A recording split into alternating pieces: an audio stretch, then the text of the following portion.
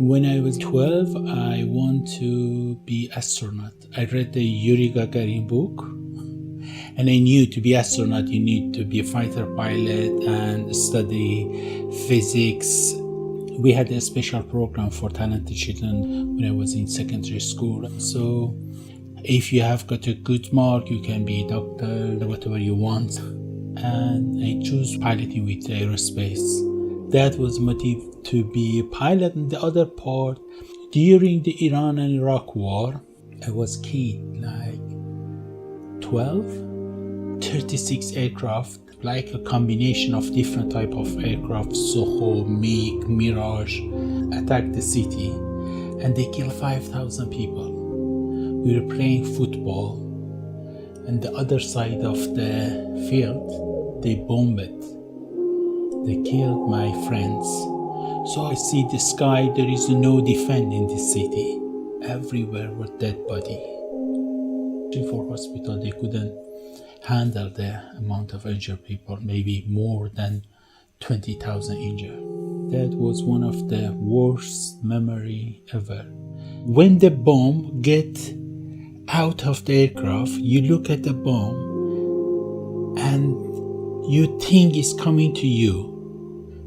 And one time I remember I closed my eye to get ready to die. 8 years of this horrible life in war. When I was 6, the revolution happened. The regime changed. There was demonstration, unrest in the city, and I remember because my father was supporting the Shah, the previous regime, and some other people were against Shah. They attacked our home with 5-6 gunmen. They shoot our home. We were like 5-6 children. My father put us in a corner of the home. For like months, we have like 2 guards on top of our house with a gun defending our home. You know, sometimes I feel how we could survive seeing all those things.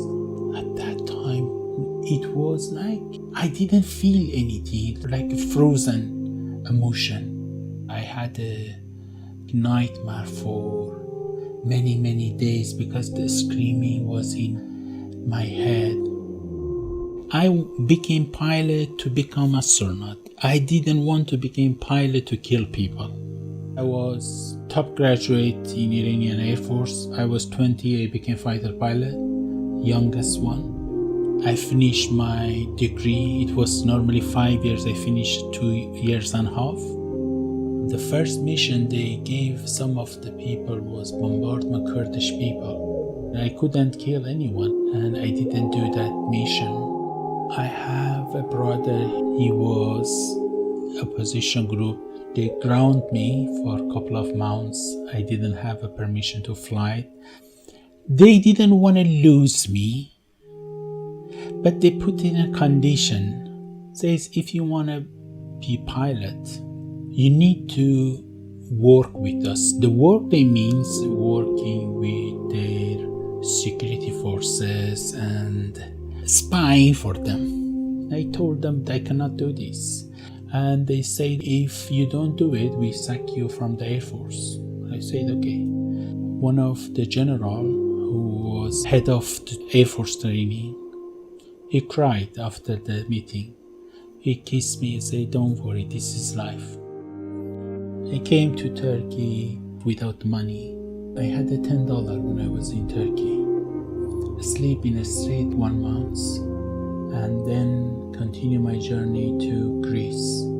I walked 270 kilometers in jungle and swim the river between Turkey and Greece. And after 3-4 months, somebody came to me and says, you can speak English? If I give you a passport for free and ticket for free to Italy, can you go with 3 guys? I said, yeah, why not?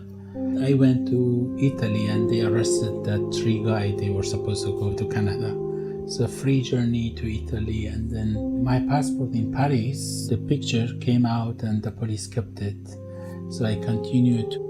There is a light, was a hovercraft. Without boarding passport, I came to Dover. When I applied for asylum, they said, are you James Wan? He says, I did it, I can do it again. So this was how I came to the UK and start pizza shop delivery. A year ago I was flying with F4, now with a bike in London. I had therapy after therapy for many years. After like 1 or 2 years, I was like defreeze and the emotion attacked me.